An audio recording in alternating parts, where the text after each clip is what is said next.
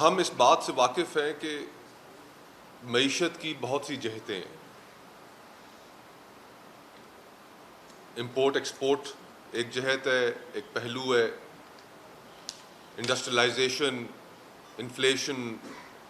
Agriculture, services sector. لیکن ان تمام پہلوؤں میں، اور اگر بات کی جائے کسی ایک پر بھی تو اس میں کہنے کو بہت کچھ ہے، لیکن ان تمام معیشت کی جہتوں میں سے میں نہایت مختصراً صرف ایک جہت پہ فوکس کرنا چاہوں گا، اور وہ ہے غربت. غربت کے اوپر جتنی بھی بات ہو جائے بھلے ہر مقرر کر لے، لیکن یہ ایک ایسا پہلو ہے کہ اس کے اوپر بات چیت جاری رہنی چاہیے. بات چیت اس لیے جاری رہنی چاہیے کہ یہ ہم سب کے کلیکٹیو فیلئر کا نتیجہ ہے کہ آج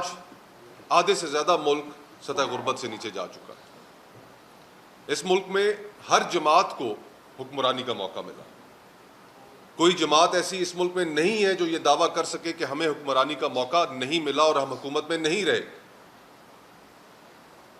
لیکن اس کے باوجود یہ نمبر کم نہیں ہوا، یہ نمبر بڑھتا چلا گیا.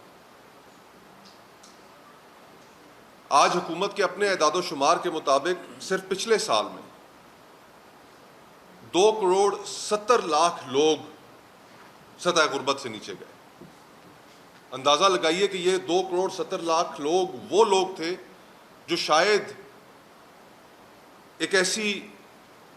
تلخ زندگی لیکن پھر بھی گزارنے کے قابل زندگی گزار رہے تھے، جن کو ہم سب نے، اس ریاست نے، سیاسی جماعتوں نے، اس ملک کے نظام نے، گورننس سٹرکچر نے،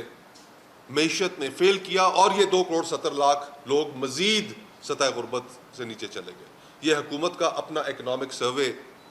کہتا ہے. حکومت کے اپنے اعداد و شمار کے مطابق یہ فگر آج 7 کروڑ پر کھڑی ہے. اور حیران کن طور پر جو بات سامنے آئی اور جس کو سن کر شوق ایک لگا کہ حکومت سطح غربت کو ڈیفائن کیسے کرتی ہے. حکومت سطح غربت کو ڈیفائن اس طرح کرتی ہے کہ وہ لوگ جن کی ماہانہ آمدن 8,400 روپے سے کم ہے وہ سطح غربت سے نیچے تصور کیے جائیں گے، اور جن کی ماہانہ انکم 8,400 روپے سے زیادہ ہے وہ معجزاتی طور پر اس معیشت کے ہیڈ ونڈز، ٹرموائل، اس سے پروٹیکٹڈ ہے. یہ ہم کون سی دنیا میں رہ رہے ہیں کہ جہاں پر اس محفل میں موجود ہر شخص، اس سے باہر سننے والا، ہم سب جانتے ہیں کہ اس ملک میں آج اگر 50,000 روپے بھی کوئی شخص کما رہا ہے مہینے کا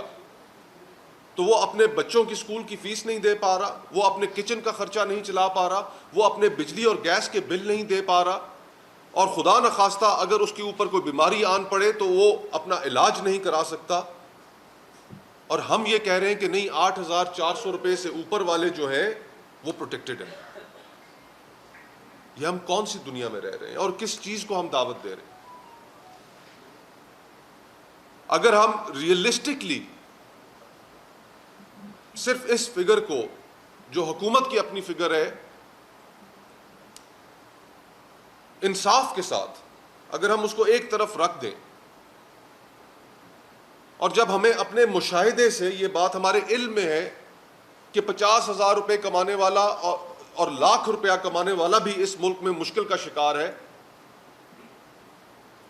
تو یہ فگر 2/3 پاکستان تک کی بن جاتی ہے.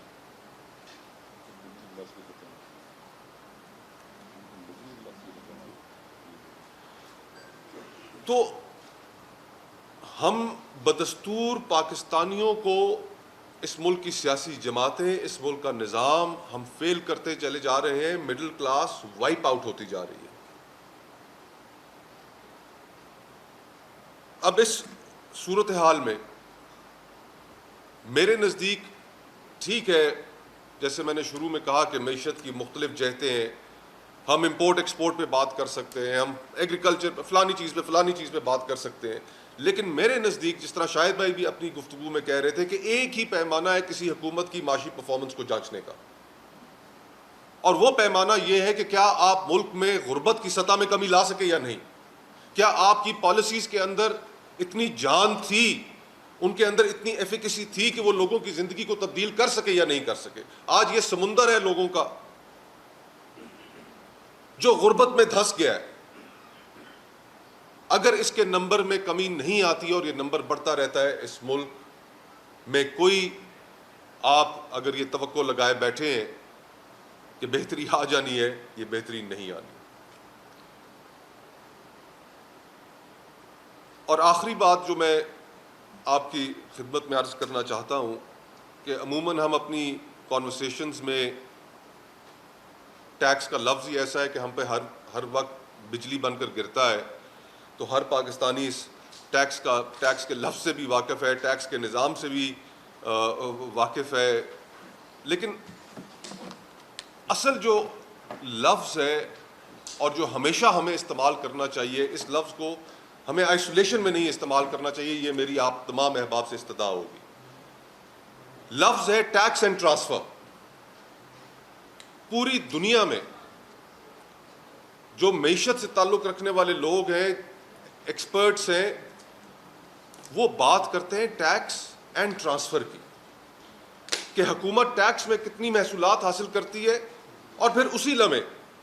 کہ وہ سروسز میں کتنا ٹیکس لوگوں کو واپس کرتی ہے۔ تو میری آپ تمام احباب سے، خصوصاً جو اکانومی سے تعلق رکھنے والے رپورٹرز یہاں پر موجود ہیں، آپ سب سے استدعا ہوگی کہ ہمیں اپنی معاشی کانورسیشن کے اندر ان دو الفاظ کو ایک ساتھ استعمال کرنا چاہیے، لوگوں کو احساس ہو کہ یہ انہی کا پیسہ ہے، انہی کا پیسہ جب حکومت ان سے لیتی ہے تو واپس ان تک واپس آنا چاہیے۔ اب ٹیکس کے نظام میں اب صرف آپ اس چیز سے اندازہ لگائیے کہ اگر آپ یہ بجٹ کی دستاویز دیکھیں تو اس سال 1071 ارب روپے فیڈرل گورنمنٹ کا اپنا ایکسپینس ہے۔ یہ ٹرانسلیٹ کرتا ہے 3.85 بلین ڈالرز۔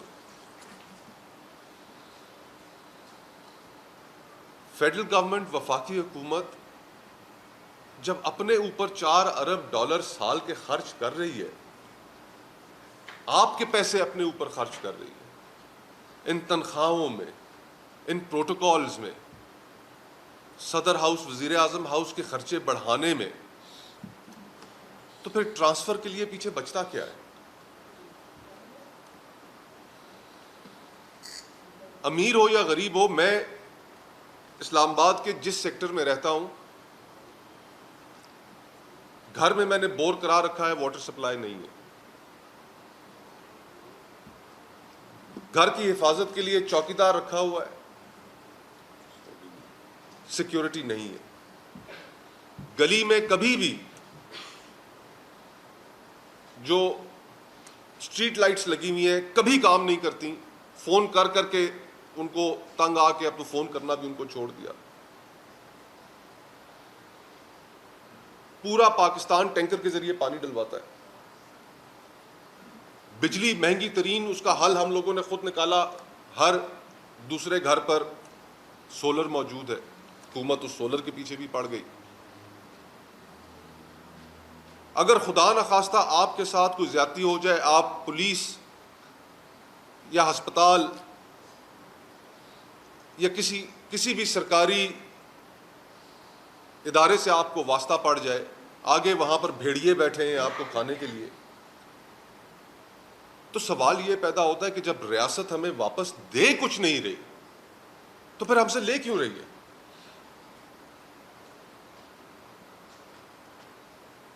اگر ہم نے ہر چیز کا بندوبست پاکستانیوں نے خود کرنا ہے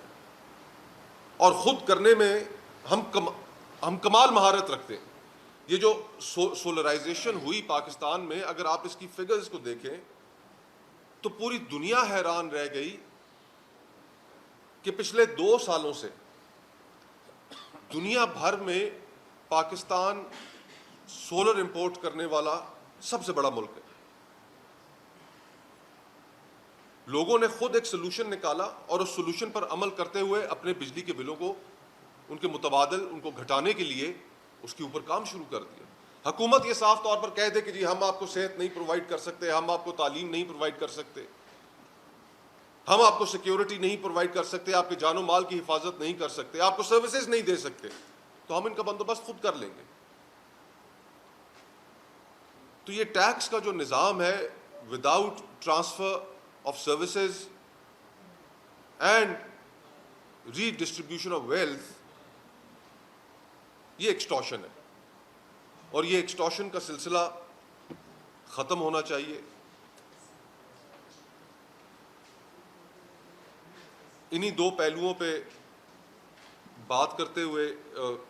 میں اپنی گفتگو ختم کروں گا, اور صرف ایک چیز آپ کی سوچ کے لیے چھوڑ کر جاتا ہوں کہ پچھلے سال کا جو ٹارگٹ تھا وہ 14,000 ارب روپے کا تھا ٹیکس کا, تقریباً 13,000 کے قریب کلیکٹ ہوا. اس سال کا ٹارگٹ 15,000 ارب روپے. یہ اس قوم کو نچوڑ کے وصول کرنے کی کوشش کی جائے گی. پچھلے سال بھی جو ٹارگٹ تھا وہ میٹ نہیں ہو سکا, اس لیے نہیں میٹ ہو سکا کہ اب ہماری معیشت میں وہ جان نہیں رہی, وہ کیپیسٹی نہیں رہی. آئی ایم ایف کی ان ڈکٹیٹس پہ عمل کرتے ہوئے ہماری معیشت ایک نیگیٹو لوپ میں پھنس چکی ہے, اور مزید ٹیکسیشن اس نیگیٹو لوپ کو مزید بڑھائے گی, اور اس سے نکلنے کا ذریعہ کم از کم اس حکومت کے پاس یا اس حکومت کے پاس کوئی ایسا پلان ہو, وہ مجھے تو نظر نہیں آتا. بہت بہت شکریہ.